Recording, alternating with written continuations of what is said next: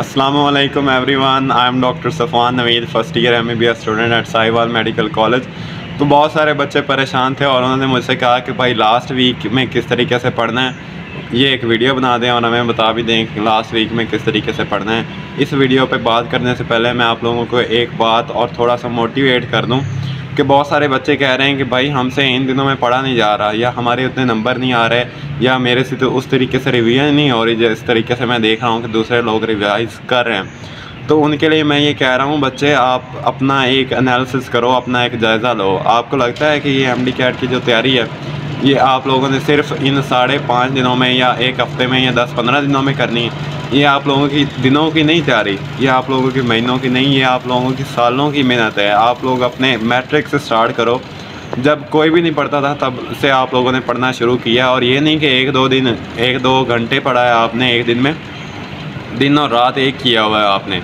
तो पता नहीं कितने साल हो गए आप लोगों को इस फील्ड में या इस MD कैट के लिए मेहनत करते हुए। तो ये नहीं सोचना कि मुझसे इन दिनों में सही तरीके से पढ़ा नहीं जा रहा या मेरे से सही तरीके से रिवाइज नहीं हो रहा तो मैं तो सही तरीके से कर ही नहीं पाऊँगा। ये आप लोगों की सालों की मेहनत है, ये आप लोग सालों से पढ़ रहे हो। तो ऐसा अपने माइंड से निकाल दो कि मैं इन दिनों में नहीं पढ़ रहा तो मेरे नंबर नहीं है या मेरी तैयारी नहीं है। आप लोगों की बहुत ज़्यादा मेहनत है। कभी आप अपने दोस्तों से या रिश्तेदारों से पूछ के देखो, उनसे पूछो कि आप लोग कितना पढ़ते हो, तो वो आपको बोलेंगे कि तुम 1 मिनट भी इस तरीके से फ्री नहीं रहे या तुमने 1 मिनट भी ज़ाया नहीं किया हुआ। आप लोग बहुत पढ़ते हो। ये आप सबसे पहली बात तो ये अपने माइंड से निकाल दो। आप लोगों की बहुत तैयारी है, बहुत ज़्यादा दिनों की, बहुत सालों की मेहनत है ये।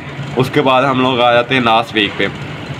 लास्ट वीक पे बच्चे पूछते हैं भाई हमने किस तरीके से पढ़ना है। तो लास्ट वीक में चाहे आपका सिलेबस कंप्लीट हुआ है नहीं हुआ, चाहे आपने जितना भी पढ़ा है ना, सबसे पहले वो छोड़ दो कि मेरा सिलेबस कंप्लीट नहीं है, आपने रिवीजन पे आ जाना है।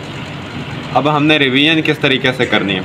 रिवीजन के लिए 7 दिनों को हम लोग 2 हिस्सों में डिवाइड करते होते हैं, एक 5 दिन और दूसरे लास्ट वाले 2 दिन। 5 दिनों में हमने किस तरीके से करना है। ये जो 5 दिन है, बच्चे पूछते हैं भाई इसमें हम MCQ प्रैक्टिस करें या नहीं करें। इसमें MCQ प्रैक्टिस बिल्कुल नहीं करनी, बिल्कुल भी। चाहे आपकी फ़िज़िक्स की या जितनी भी प्रैक्टिस पहले हुई है, तो आपने कोशिश करनी कि आपने इसमें रिवीजन ही करनी है, प्रैक्टिस नहीं करनी। उसके बाद हमने 5 दिनों में इस तरीके से रिवाइज़ करना है कि आप 1.5 डे में अगर आपकी बायो हो जाती है ना, बायो को अच्छे तरीके से आपने फोकस करना है क्योंकि उसके MCQ भी ज़्यादा हैं और उसके बुक रीडिंग आपने डीपली पढ़नी है, एक अच्छे तरीके से पढ़नी है और कोशिश करना है कि हाँ 1.5 दिनों में या 2 दिनों में कंप्लीट हो जाए। उसके बाद केमिस्ट्री की बुक रीडिंग थोड़ी सी इससे कम होती है, तो वो भी आप लोगों ने कोशिश करनी है कि 1.5 दिनों में हो जाए। और फिज़िक्स पे आ जाते ना, फिज़िक्स कोई प्रैक्टिस नहीं करनी, कोई कुछ नहीं करना। आपने क्या करना है, जो आपके पास फार्मूलाज लिखे हुए हैं या जो आपके नोट्स बने हुए हैं या जो आपने बुक रीडिंग अगर करनी भी है तो मोटी मोटी सुपरफिशली करनी है, वो एक दिन में आपने कोशिश करनी या एक दिन से भी कम टाइम में आपने कोशिश करनी कि आपने उसको रिवाइज़ कर लेना है।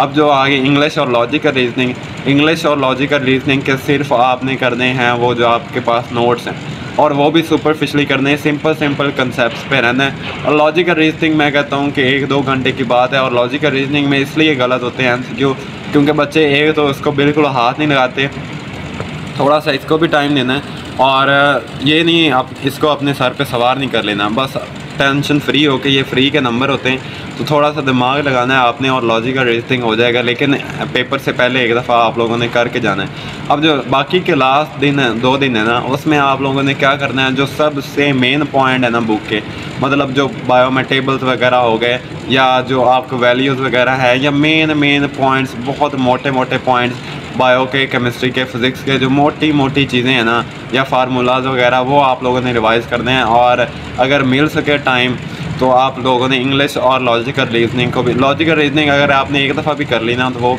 इनफ है, उसके लिए लॉजिकल रीजनिंग एंड पे देखने की ज़रूरत नहीं है। इंग्लिश आप लोगों ने एक दफ़ा कर लेनी है। ये हो गए आपके टाइम डिवीज़न। उसके बाद बच्चे पूछते हैं कि भाई इसमें हमने रिवाइज़ किस तरीके से करना है, तो रिवाइज़ मैंने आपको बता दिया। उसके बाद बच्चे पूछते हैं भाई इसमें FLP सॉल्व करें या नहीं। अगर आपके पास टाइम मिलता ना, जैसे मैंने पहले FLP वाली वीडियो में बताया था, अगर आप उस तरीके से FLP सॉल्व कर सकते हो ना, तो आप लोग कर लो। लेकिन FLP सॉल्व करने की ज़रूरत नहीं है, लेकिन आप लोगों ने पास पेपर ज़रूर देख लेने, ज़रूर देख लेने, चाहे जितना भी फ्री टाइम आपको मिले या ना मिले। आपने 2021, 2022 और 2023 स्पेशली ये वाले पेपर ज़रूर देख लेने, ज़रूर देखना। इसका कोई पता नहीं होता कि इसमें से कितने MCQ वो उठा के दे सकते हैं, तो बहुत ज़्यादा चांसेस होते हैं कि इसमें से कुछ MCQ आ जाते होते हैं बिल्कुल सेम स्टेटमेंट के साथ। तो ये थी सारी बातें लास्ट वीक के लिए। कुछ और पूछता हूँ तो आप लोग मुझे कमेंट सेक्शन में पूछ सकते हैं। Thanks for watching. अल्लाह हाफ़िज़।